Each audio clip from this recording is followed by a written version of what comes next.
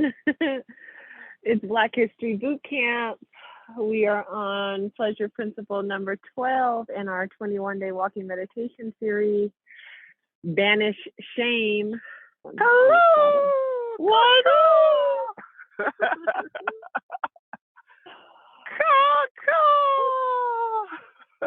Oh my God. I was somewhere and they were like, ma'am, are you doing a prison call out here? I can't remember what it was. And I was like, no, that's the official call. What was you saying, Kaka? I was going hootie hoo, and they was like, I'm pretty sure. Hootie hoo is a prison call? Yeah, I was like, I never heard of that in my life. We used to, when I was a teacher in Bridgeport, Connecticut. Shout out to Ayanna Gray, who, let's face it, is also one of the co-founders of GirlTrek, because she used to take some girls cycle with me.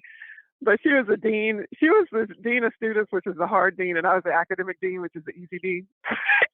We used to be at each end of the school, and we used to be like, "Caw." Kids thought we were insane, man, but we got a crunk school. It was so amazing.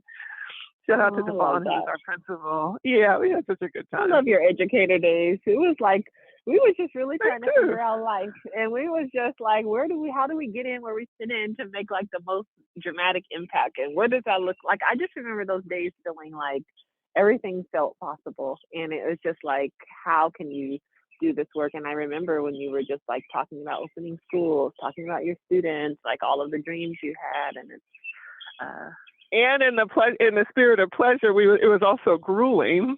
And like, I feel like oftentimes we burn out our brightest at a young age.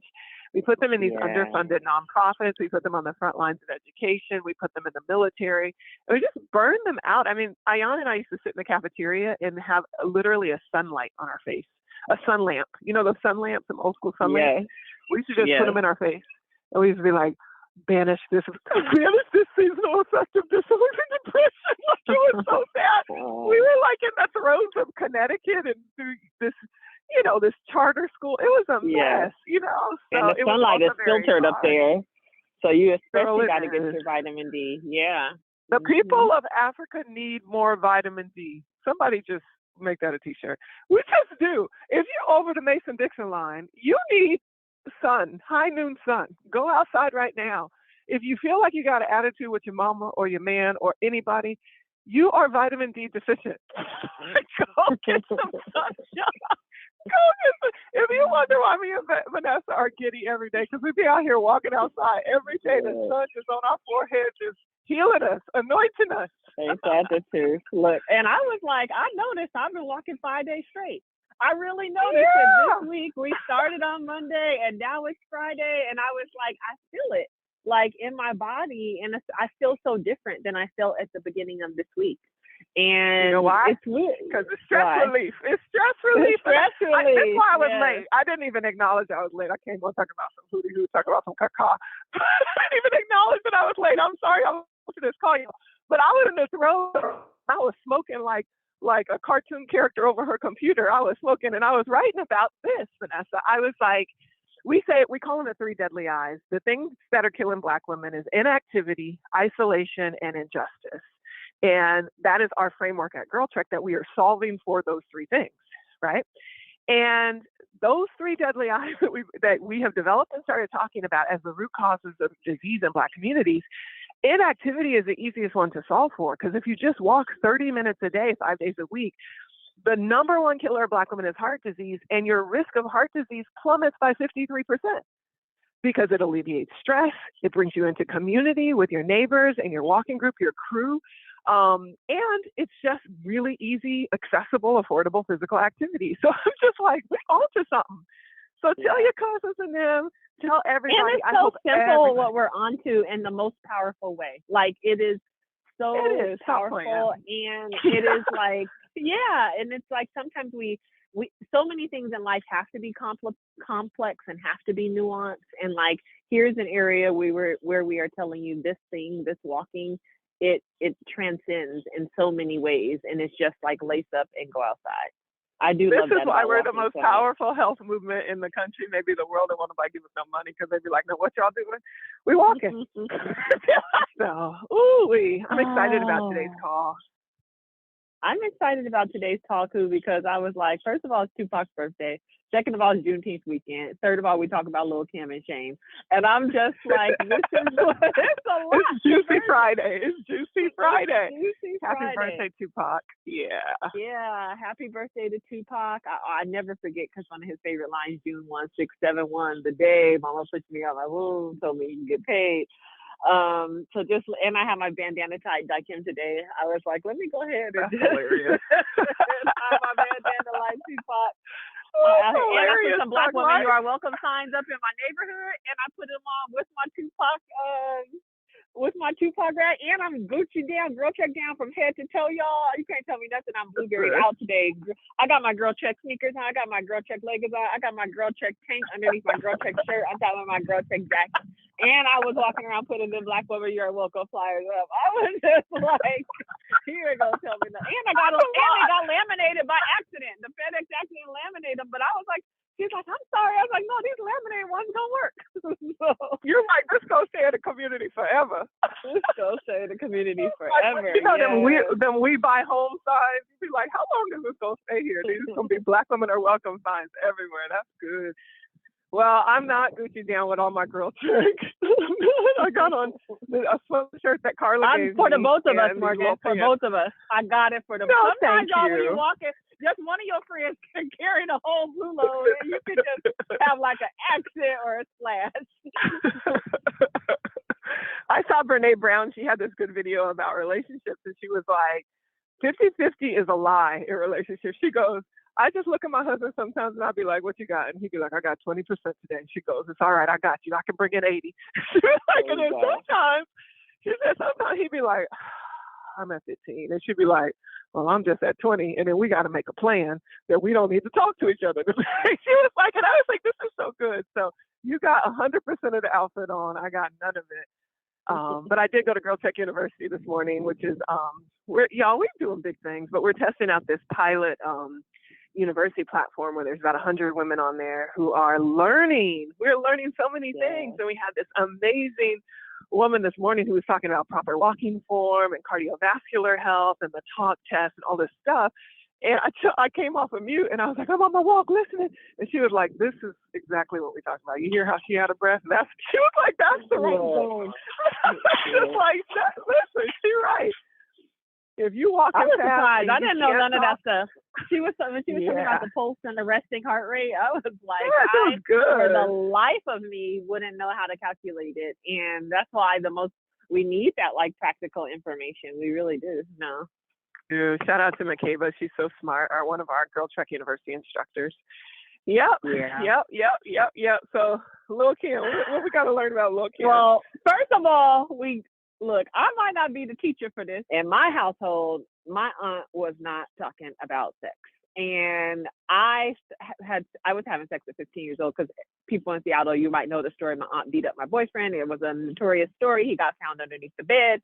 And she one-two'd him like, this ain't going down in my house. And you think you've grown? And she packed my stuff that day and put me out. And I was out of the house for like almost 1 year because I was a 15-year-old who was having sex. And granted, that's one way to handle it. Just be like, you got to go. But another way also is to be like, well, let me have a conversation with her. Let me talk to her about it. All of the things that didn't happen in my scenario. I also saw that Buster got married this weekend. He eloped in Las Vegas. So shout out to Buster. This is the perfect timing for this conversation. Congratulations, Buster, for finding your happiness. Look, listen, Buster was set back by that traumatizing experience under that bed. I'm glad he found love. Look, I don't think he was set back because he got left 4 or 5 kids, and that also was my aunt's point. And so she was like, I see a future you don't even understand, and let me try to help you avoid it because you are not ready. And she just didn't have the language. She was right. I wasn't ready, by the way. She just didn't have the language for it. And I just honor that so many women might not have the language for it. And I want to tell this story that potentially has nothing to do with Lil Kim or this conversation, but I thought it was so fascinating, and I do think it has something to do with it. Somehow I went down a whole rabbit hole of studying Rwanda, Morgan, and you've been to Rwanda and are much more of an expert on Rwanda than I am. But one of the things I learned about Rwanda was that the World Economic Forum has a ranking for global gender. It's like the Global Gender Gap Report. And of the 144 countries on there, Rwanda is way at the top. It's the 5th country ranked. And only 1 through 4 before it are Nordic countries. And they are recognized for being a country that has more female women in parliament than any other country in the world. They have the highest rate of female labor force. They've passed laws granting gender equal land rights. They have paid maternity leave, 3 months for women. Like, they have all of these very progressive laws. And a lot of the reflection that I read has to do with, of course, post the 1994 genocide and a lot of the men being murdered and them really centering women in the country. But then a lot of it has to do with, which I didn't know, the country's beliefs about women's sexual pleasure, which actually predates hundreds of years, the genocide. And a lot of people have gone there to study that Rwanda is a society and culture built off of an idea that it's the man's job to sexually please the woman first.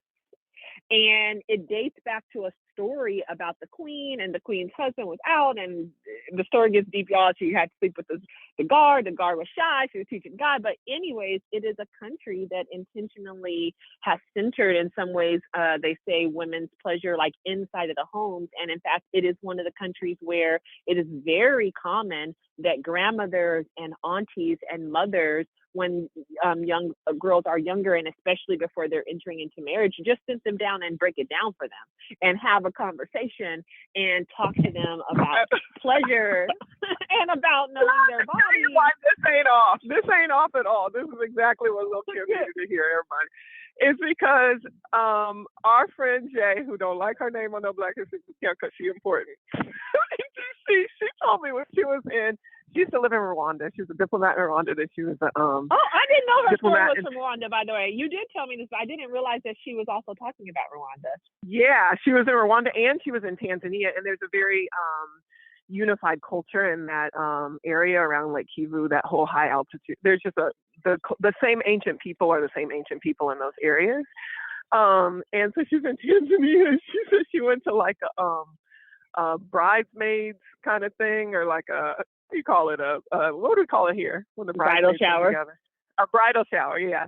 But she was like, she was not prepared for this bridal shower. She said, all the aunties, it was like closed, and it was like draw the windows, draw the shades, and the aunties went to a teach-in mode, teaching this woman about sex, this grown woman that's about to get married, and how to please her husband, how to experience pleasure, and Janine was like, clutch my pearls. She got, everybody loves her. Yeah. She got invited, and she was just like she was like, I was taking copious notes, like, now what? Now do what? Now do who? Now And they was like, when you're on your cycle, this is what you do. This is, you use your arm and this way, you use your arm. And I was like, what? She was telling me all about it. And she was like, that we just don't have that in America. We don't have that kind of transparency about sex. We don't have that like knowledge share from generations of women because we have so much shame around it. But part of that is just our collective trauma. It just is. It is. I was writing about. I put a. Oh, you go ahead. No. I was writing about Sally Hemings for the Monday email coming up, and I was just like, it's not okay that she was 16 and that the president of the United States was sleeping with her. That's not okay. We have like collective actual trauma of rape and molestation and all these really bad things that we don't actually, we associate the act of sex with something bad. They really do. And that is not the case. It just isn't the case. When I went back to Ghana, it just isn't the case. And I'm not saying there's not a lot of, they call it defilement there, which is like sexual violence and rape, and particularly against minors. There's there is that, and there's child brides, and there's all sorts of things, which are like the fringe for sure now, particularly in the cities. But most young people just have a more open disposition, and a vocabulary and a clear desire for having a sexual relationship. Just is. Yeah. Yeah. It's just different. And it's so important because even when you mentioned menstruation, I was reading some statistics that talk about how I think it's something like 49% of Black girls say that no one has ever talked to them about menstruation. And I'm just like, if nobody is even talking to you about getting your period, then just imagine like that you're learning from all sorts of places, from Pornhub to the schoolyard, about your body in ways that don't affirm you. And it's just a dangerous cycle. And look, and we ain't got no hands raised either. So y'all's like, ain't nobody talk to me either. And that's why I knew immediately when we were. No, when you said you ain't the expert, I was like, Vanessa, you are the expert. You are the expert. And I didn't want to say it because I didn't want you to think that was shame. That's actually praise. Yeah. You really have figured out your own sexual liberation in a way that is empowered, in a way that is forward-leaning, in a way that is brave. You really have. You really have. I mean, and let me tell you, Morgan, even getting put out the house, it was like, okay, now everybody know my business. That was the first thing that was in my mind, right? I remember it being Mother's Day weekend also, because we were going to have like a big waffle breakfast. So all my aunties was coming over. And I was just like in my spirit, like, oh my God, everybody knows I'm having sex. And then all my aunties came over, and God bless my auntie Diane, God rest her soul. She pulled me to the side and she was like, don't be worrying about your auntie Peggy. You know she approved anyway. And she was like, and you know, and she acted like she went out there doing what she needed to do. And then, and you know, your auntie, there's a whole rumor in my family that one of my aunties was dating Quincy Jones, and that my grandma found Quincy Jones like coming through the window, y'all. So then she was like, hey, you know, Trisha. So, and like, I just remember my auntie Diane like pulling me to the side and affirming me. And also, I do remember that and my grandpa was there, y'all. It's like, just imagine this. It's just like, oh, you want to melt into the corner, but you can't melt into the corner. So those are the moments that define you. Those are the moments where you decide that, like, one, I'm not defined by any one act in my life. And then two, also, I just knew I wasn't inherently bad, or it even wasn't inherently bad. And I did all sorts of research. I always used to read books and all sorts of stuff. I linked what I think are 3 good books in the email today for women who just need a starting place. And the starting place in those books even talks about the historic context of Black women and our bodies, and how we have been overly sexualized, and how a lot of times then the opposite of that was to say we had to be very buttoned up, right? There was no middle ground in a lot of faith. No middle ground in a lot of communities or families. There was just this deep fear that Black women had been commodified for so long, had been literally from the auction block where people were looking at our actual bodies, to us being forced impregnated, to the rapes that we had to endure, and the fear that really came with that. And then our uncles. To even what we were talking about before, even what we were talking about yesterday or the day before, where our grandmothers were having 11 and 12 and 17 kids, right? In the case of Mary McLeod Bethune's mother. And that's not forced rape, but that's almost the industrialization of Black female wombs, where in order to survive economically, you have to produce laborers. Like, it's just like, not even in order to make the grade in sharecropping, you have to continue to produce laborers. And that's unbelievable to say it in that way. And no disrespect to my grandmother, Lisa, to birth control. And so it's like, and if pleasure is about birth control. But also, if sex is the only pleasure you have in your day because you're working sun up to sundown, and like so many of us on this phone know something about that. You'll be exhausted, and the only pleasure you have is to crawl up into bed. I'm just saying, and I'm just saying, imagine during slavery, so you're gonna have a lot of kids. I'm saying you're gonna have a lot of kids. Yeah. So all of that is just so powerful, Vanessa. And then like, I feel like I'm on the opposite end of the spectrum, where there was so much judgment. First of all, y'all done got me messed up with this bell hooks. I've been celibate for 4 days, y'all. That's what I'm saying, because bell hooks done messed me up. Bell hooks done messed me up, and I done talked all that junk on the episode. And then I was just like, fine, I would hang up some posters in my house and practice self-care and start acting like this. And then the man's gonna come on the phone, talk about he's silent for 17 years. I was like, I have no discipline in my life. So I just instituted some discipline 4 days ago. My poor cowboy, but I was just like, this is it, right? So I'm not even in right now. I'm the opposite of you. I'm not an expert in sex. I done barely ever had sex in my life. I've had a lot of sex, but I only had a couple partners. In my life. I didn't start having sex until 19, which I have feelings about, because when I then had it, it was so disruptive in my life because it was such a force that I didn't know how to wield, that it was ruinous when I started having sex at 19, because I just had no anchor points. I had no guidance. I had no one to talk to. And the man that I was with knew way more than I did. And I was just taken advantage of in this way that wasn't forceful. It was intimate partner, like exploitation in this way, that I just was like, I don't like this. And then I got married. Yeah. Like, that's pretty much it. That's pretty much the sequence. Then I got married. So I'm like the exact opposite. I mean, I ain't saying I'm the opposite. No.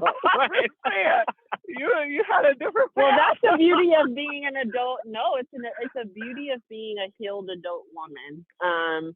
Which is that, wow, like every single day I'm still coming into my own around my sexuality. Yeah.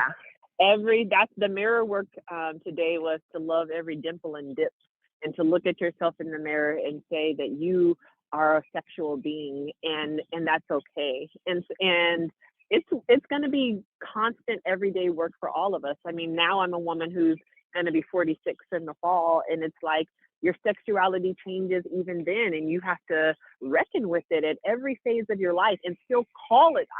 For me, I still want to call it to the table. It's still a huge part of my power. It's still a huge part of my joy. But I'm learning to yield it in different ways, to experience it in different ways, to discipline myself around it in different ways. And definitely it's a lifelong journey, but to do it for myself just means that it's a much more enjoyable experience with my partner when I just understand and I'm in a safe environment, and all the other things that come with just being mature enough to enter into sexual relationships. And I do think that there's a ton of women who are not ready for sexual relationships, and it has nothing to do with your age even necessarily. Like, there are some adult women who just aren't ready. And that also, when you live in a society, and this is what we're talking about with Lil Kim, is when you live in a society that also is pushing sex in the way it has, and it's so at the forefront, it can make you question everything. And there are some women who are like, no, my faith says I'm going to wait till I'm married. There are some women who are overcome. There's all sorts of things that I know women are experiencing, or choices that they're making. And it's such a deeply personal experience and choice. And here at GirlTrek, I want women just to feel like they can make the choices for themselves in a safe way that does not include shame. Shame is so destructive, y'all. Shame is so destructive, and the Holy Spirit does not have shame for you. There is not one thing can separate you from the love of God. Not one thing, no matter what people say, not one thing can separate you from the love of God. And so when you understand that, you can approach your own choices and your own history and your own past from a different perspective and point of view. And I really offer that to people. And I love Lil Kim. When she came out, 1995, Junior Mafia, I knew like she was a spirit animal, because I was like, this is somebody who makes me not feel ashamed of my feelings about how I feel about sex. This is somebody who I could see had been in spaces where she had felt like she wasn't accepted before. I could see it from the way she moved. I could still see it in her right now, even through the physical changes that her body has taken on, and the people who've been commenting on what I see in her as a woman who is saying, no, but here I'm standing with a vision for myself, and I'm just trying to navigate the same traumas and pains y'all doing, but I'm doing it out in a public way so that you could judge me about it. Now what? Like, so I have always loved that about her. And I just want to say, tell a little bit about her story, because she is an icon, quite frankly, and she has not only helped to redefine hip hop, but she has helped to redefine sexuality, and at least certainly sparked conversations through her provocation, which I really appreciate. I wish I could have found this video, but I couldn't. But there's the most dope video of this woman saying, and she like, Brooklyn is a bloodline, not a borough. Brooklyn is a bloodline, not a borough. So shout out to Brooklyn. Bed-Stuy, stand up, because Kimberly Denise Jones is one of your own. She is from Brooklyn, and I did not know this, Morgan. Her parents were both from Trinidad. Did you know that? No, I didn't know. Sorry. And Bullet is not from Trinidad, it's from Jamaica. You know, Khalifa mad at me over there right now. Shout out to our CFO from Trinidad. No, I didn't know she was from Trinidad. I didn't know she was from Trinidad. Because it looked like, every video looked like she at Carnival. Exactly. Yeah. So she was born Kimberly Denise Jones in Bed-Stuy. Both of her parents, Ruby Mae and Linwood Jones, they were from Trinidad. As a little girl, she witnessed her parents have a super tumultuous and violent relationship, as she described it. And she said that she saw her mother with a black eye, that her father had told her mother to tell people that she had fallen, and that it was just a violent relationship. And eventually, when she was 8 years old, her parents decided to split, and her mother moved them to like New Rochelle, New York, or like a super white part of town of New York. And her father stayed in Brooklyn. And she said when she got to New Rochelle that she was relentlessly bullied, and that she was like the only Black girl in the neighborhood. She was super short. She stands less than 5 feet even now, 4'11". She was brown skinned, and she felt like so out of place.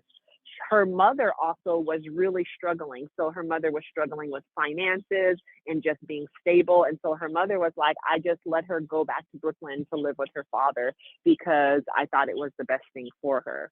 Unfortunately, it wasn't the best thing for her. And her father, all the way from like, I think moved back on him when she was like 9 or 10 years old, and they fought violently in the home. She said that her father was verbally abusive to her and physically abusive to her, and that it especially became bad when at 13 he found out that she had sex. And then he started telling her, you're nothing but like a hoe, just like your mother. You're not going to amount to anything. And she, even at one point, they had gotten to a physical altercation. She pulled scissors on him, tried to stab him, all this stuff. And she was just like, the house was just too tumultuous. And by the time Lil Kim was 14 years old, she left the house and was living on the streets. And so she was a 14-year-old navigating the streets of Bed-Stuy. And she said a lot of the choices that she made at that early age around sex were about survival. And she said she was dating like the local drug dealer. She was dating guys where she could sleep at their houses. She was just looking for safety. She was looking for love and care. And it is so many girls who are in that current situation right now, where it is, and there's a real, when I used to work at an organization called Our Place DC, where we helped women who were incarcerated transition back into society. And one of their biggest challenges, of course, was housing. And many of those women talked about survival sex as a necessary kind of situation for a woman who has no place to go and is living with some man who she otherwise wouldn't be living with, but does it because she has no place to go. And Lil Kim, Morgan, was one of those girls. So she was out on the street fast. She then was out of school, but then re-enrolled in school. I think it was at Brooklyn Academy. When she was like 16 years old, she re-enrolled there. At that school, Nas was there, Foxy Brown, who was there, who would later become her like kind of rap rival arch nemesis, was there. But she was really embedded by that point in this burgeoning hip hop culture that was sweeping through Brooklyn. And then it was at 17 years old on a happenstance street corner that she ran into a young kind of round hip hop boy on the rise named Christopher Wallace. And I'm just saying this to say that Lil Kim was only 23 years old when Biggie got murdered. And so just think of the whole scenario that we all know, Lil Kim, Biggie, Faith, all that. They were babies, Morgan. These are just little kids, like these big things that happen in history. And yet she was 17 on the corner when she met Biggie. She was 19 years old when Junior Mafia in 1995 released their first album. And she was 18 years old when Junior Mafia released their album. And she was 19 years old when her debut album, Hardcore, hit the scene. Wow. Yeah. If you know anything about hardcore, first of all, the biggest female rappers at the time that hardcore came out were MC Lyte and Queen Latifah. And both MC Lyte and Queen Latifah, dope MCs, super defined by like their kind of women's empowerment lyrics and like who you calling a bitch. So if you imagine, there had never been somebody who came onto the scene with this kind of, she had a hardcore flow. She mimicked it after Biggie. She had lyrics, and yet she had this very calculated, very intentional, crafted by her, and Biggie was a big part of crafting this image. They called it an alter ego, Lil Kim. So intentionally in your face, explicit woman who was rapping about the fact that her priority was her sexual pleasure and her sexual experience and not the man she was with. It blew people's minds. It rocked the industry. It blew back the wigs of all the bell hook feminists of the world, Morgan. They were writing article after article about how she was destroying the image of Black women, how she was buying into the commodification of sex, how she was taking us back decades. And Lil Kim continued to affirm that, no, just like the men who you laid up with and celebrating for doing the same thing, I have a right to define my own sexuality in the way that I want it. And so she continued to be super brazen about it. She continued to be in your face. I don't know if you guys remember her at the Grammys with her famous kind of like one-booed look. So she continued to put sex in people's face in a way that she didn't apologize about. She did, however, also, Morgan, and this is a little bit to our conversation about beauty, she very candidly talks about her own physical beauty and insecurities. And she very candidly talks about the fact that even in hardcore and even when people were celebrating her, she just still had a hard time believing or seeing herself as beautiful. And she did start to get a lot of plastic surgery, and she was wearing colored contacts, and she was wearing a blonde wig. And it was part of her persona, but she said it was a part of a persona that was really hiding for her true, genuine vulnerabilities of still not feeling beautiful. And I just honor that she has those conversations, that she's not in a space of even denial about herself. She's saying, I feel this way and I'm working through these things publicly, and these are the choices that I'm making. Yeah. I think I hear everything that you're saying, and then I think that there is a lens of health to lay on top of this, because have the conversation or not, like body dysmorphia is an actual thing.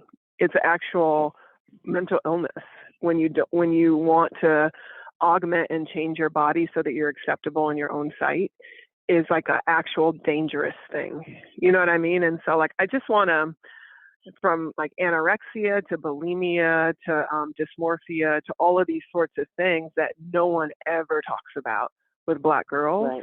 Or overeating, by the way, because you want to have rounder body, rounder booty, rounder boobs, all these sorts of things. These are forms of like mental unwellness that I just also want to acknowledge.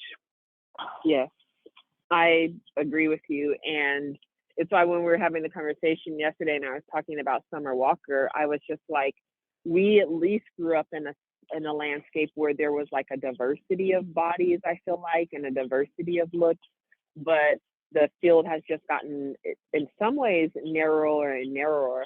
Although we have Wakanda Forever, and we have Lupita, and we have, I think, a lot of women who are pushing against the grain, it's still somehow the like dominant message seems to be that like as we are not beautiful, and we have to make changes. And I just don't want that for anybody. And when I see Lil Kim now, I don't want that for her. I don't. No, I don't either. And I also think that there is a conversation to be had around using sex as a tool to numb. and as an implement for instrument for power. And I think, I don't think it's right or wrong. I don't think it's shame or blame. I just think it is. And I think it can be, I think it is actually particularly the ability to just feel good, even momentarily, to numb out the pain of the world. But I also think that kind of in the tribe of Lil Kim and many women, that numbing out pain, using sex to numb out pain is like a very real tool. And I don't think it is always a healthy, I don't think it's always a healthy tool. It's not. And I read a statistic that said that during COVID, people there's like AA for sex addicts essentially. And they said that during COVID, it skyrocketed people seeking help for sexual addiction.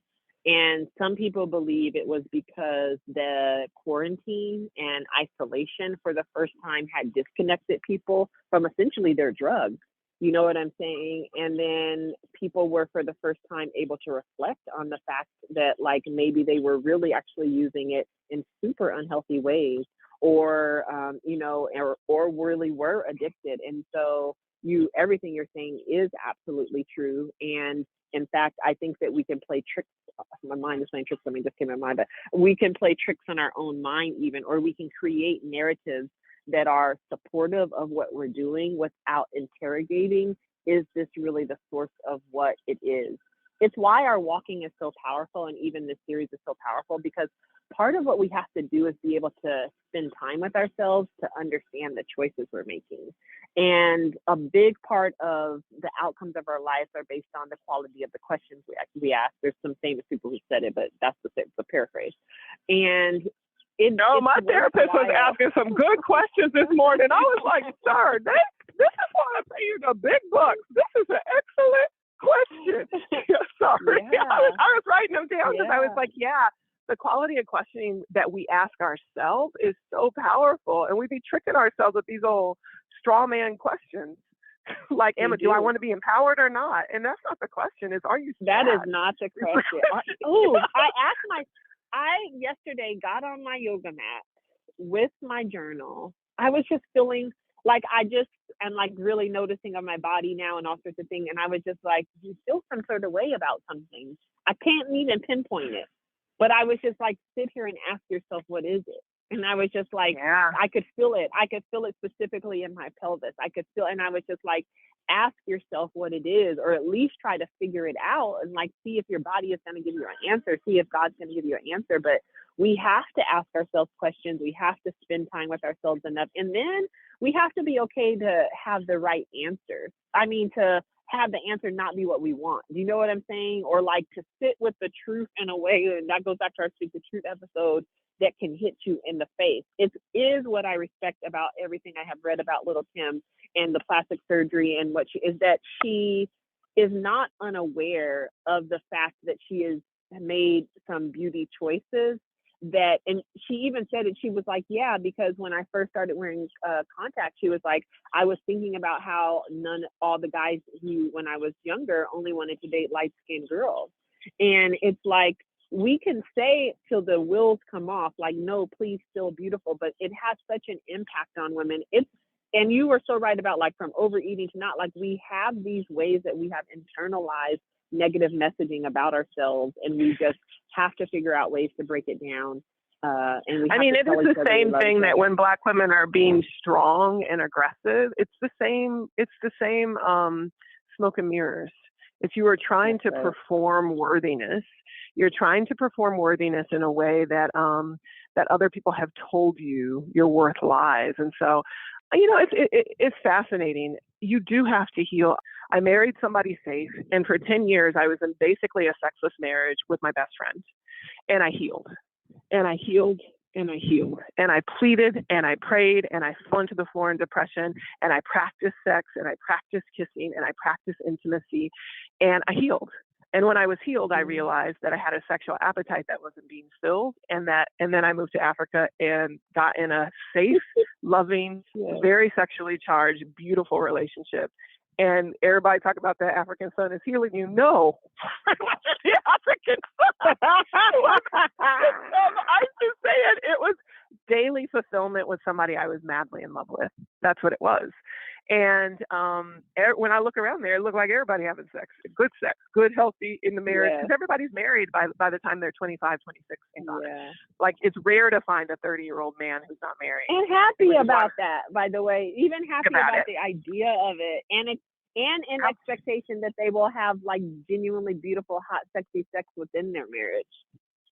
Yes. And so now I'm at a point where I don't want to have in the dark, bust one out kind of sex. I don't like it. It feels gross.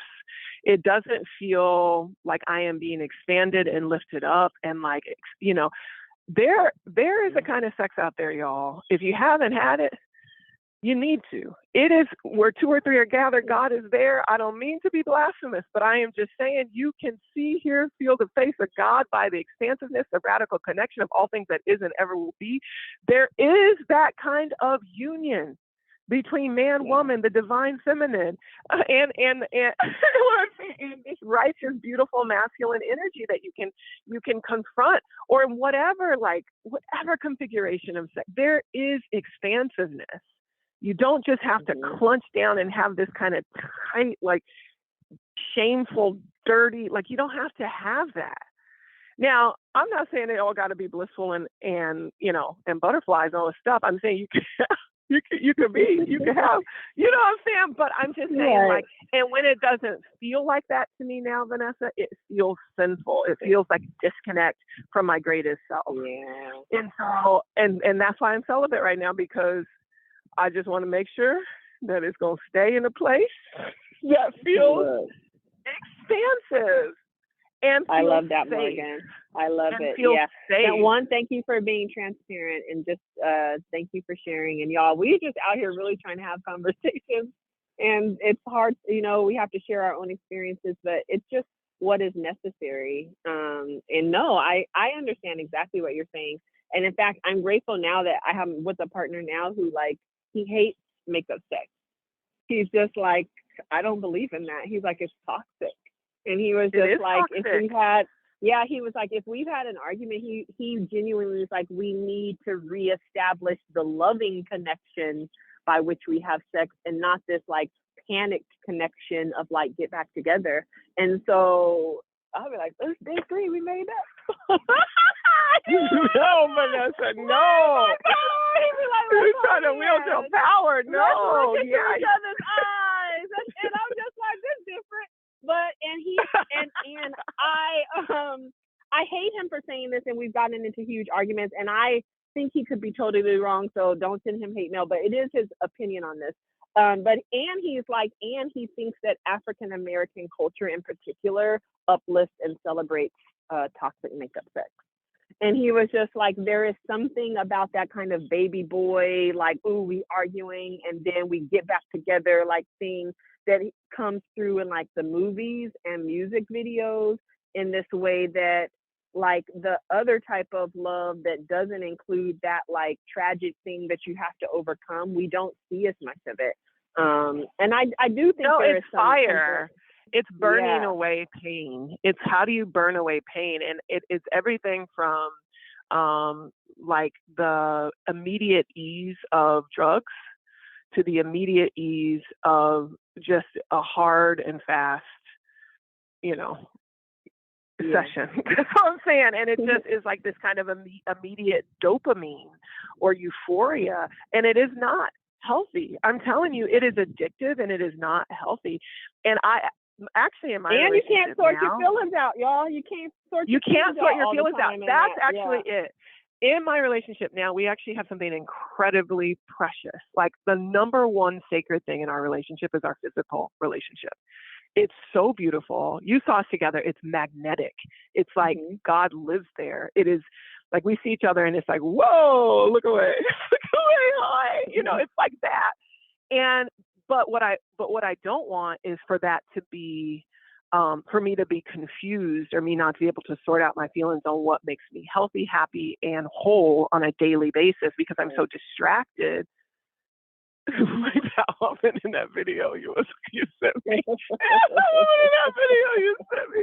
I'm so distracted by the D. You know what I'm saying? I need to get my feelings together. That's what I need to get myself together. Exactly. So I very much look at. Listen, y'all get married. Y'all getting invited to the wedding. It could be all. That's why I gotta figure it out first.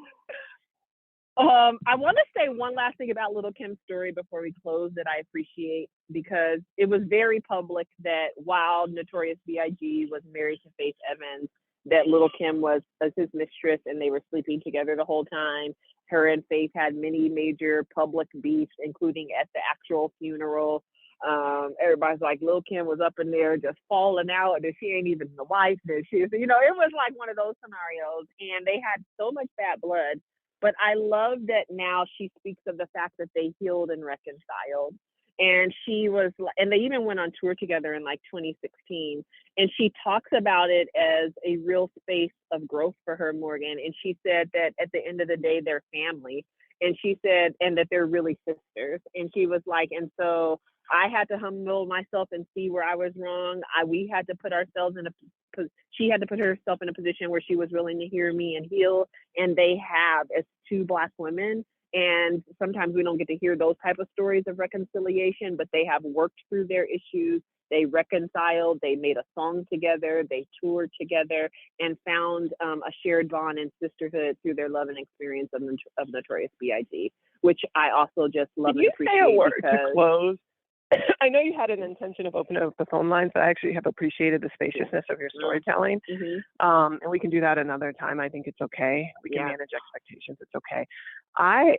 Can you say a little bit about why you chose to use the words banish shame? And can you do give us a word around how you banish shame, what shame, like why you chose that and what that means, or like close us out there? Because I'm curious. Yeah. I chose it because I feel like I have personally been in so many rooms, in so many actual personal conversations with people who I care about and love, where they have said things that I didn't speak up on the time that felt like they were shaming me about my own sexual choices, preferences, what I liked, even music, how I dressed, all sorts of things. I felt like I have been on the other side of it so much, and that I held a lot of that kind of shame. And I just don't believe in it for people. And so I was like, individually, you have to banish shame, the projection of shame onto you, the shame that you have curated and cultivated inside, we can use another word for it. Sometimes it's the silence and stigma that comes with talking about sex, with having sexual feelings and experiences. And I think that it is so prevalent in our community, and it provides, by the way, a cover for molestations and molesters. It provides an opportunity for sexual misconduct to enter into when we feel shamed about healthy sex, when we feel shamed about healthy decisions and choices, when we feel shamed about just expressing ourselves in the fullness of who we are. And I don't want that for anybody. I don't want it for individual little girls who are just coming into their own bodies and are experiencing all sorts of hormonal changes. I don't want it for grown-ass women who've been carrying stuff that you should have put down a long, long, long time ago. And I, especially within this 21-day conversation, wanted a space where we can acknowledge and honor that we have, as Black women, experienced a lot of that. And it especially has been from each other and from the women figures in our lives. And it's just, I feel like it's actually a acceptable part of the sex story that we tell and the language and energy that we use. And I would like to banish that from our communities. And I would like to have for our conversations to be open and free flowing, for us to use language that is accurate, and for us to make space that people, first of all, every single person deserves love. Every single person deserves to melt like I do into my man's arms and to feel like what that feels like when somebody beholds you, like really bears witness to you, like really, like everybody deserves that. And so to cut somebody off from that, to say that they arrived at it through a partner or a sexual orientation or an experience or whatever that you don't agree with, it's just so small. So I had all of those things in mind when I was thinking about banishing. Wow, I'm so glad I asked. I'm so glad I asked. Thank you for asking that. Yeah. So y'all, don't hold on to no shame. Let it all go. This is Juneteenth weekend. We are the whole national staff, y'all. Our staff is grinding.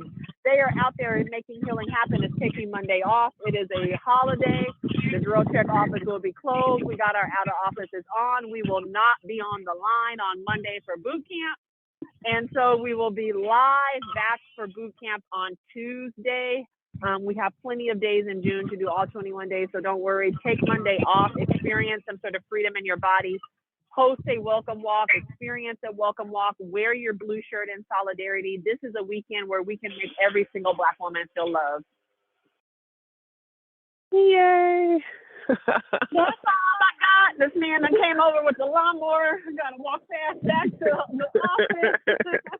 All right, y'all, we're gonna close out. We're gonna close out with Bye, everyone. Lady Marmalade, Lil Kim. Yep.